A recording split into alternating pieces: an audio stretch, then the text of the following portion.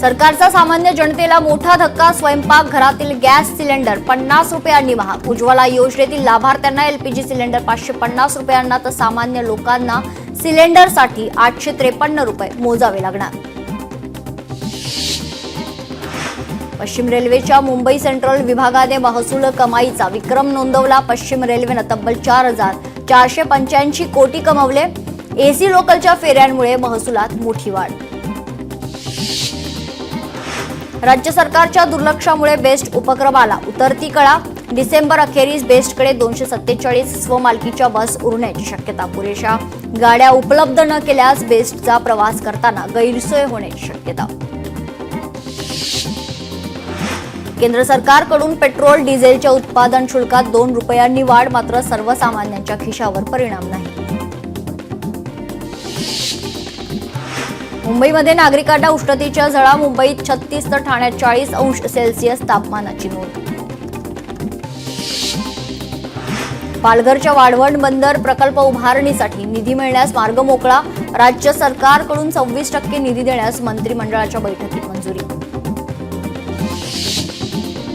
सोलापुरात पाण्याच्या प्रश्नावरून मनपा आयुक्त ऍक्शन मोडवर. डॉक्टर सचिन ओंबासे यांनी पाणी टाकीला भेट देत केली प्रत्यक्ष पाहणी.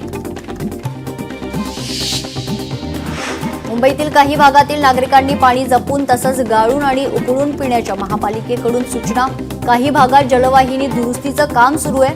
दुरुस्तीच्या कामांमुळे दूषित पाणी पुरवठा होण्याची शक्यता. ठाणेकरांनो, पाणी जपून वापरा. उद्या ठाण्यात सकाळी 9 ते रात्री 9 पर्यंत पाणी पुरवठा बंद. जलवाहिनीची होणारी गळती रोखण्याचं काम सुरू. कोकणात कडक उन्हाळ्याला सुरुवात. शिवगंध प्रतिष्ठान लांजाच्या वतीने मुकज जनावरांसाठी खरंतर पाण्याची व्यवस्था करण्यात आली. तर तरुणांकडून डोंगराच्या भागात खड्डे पाडून त्यात पाणी भरून ठेवण्याचं काम सुरू आहे. लांजा तालुक्यातील पन्हाळे धरणाच्या कालव्याच्या गळतीत लाखो लिटर पाणी वाया गेलंय. तर अनेक वर्ष कालव्याच्या गळतीकडे विभागाचं दुर्लक्ष. यामुळे ग्रामस्थांकडून संताप व्यक्त. यवतमाळमध्ये तापमान 42 अंशांच्या पार. वाढत्या तापमानामुळे नागरिकांना त्रास. नागरिकांनी आरोग्याकडे लक्ष द्या, प्रशासनाचं आवाहन. छत्रपती संभाजीनगरमध्ये यावर्षी तापमान 41 अंशांवर. उन्हाळ्यातील ही उच्चांकी तापमान वाढ. सरासरीच्या तुलनेत 3 अंशांनी जास्त तापमान.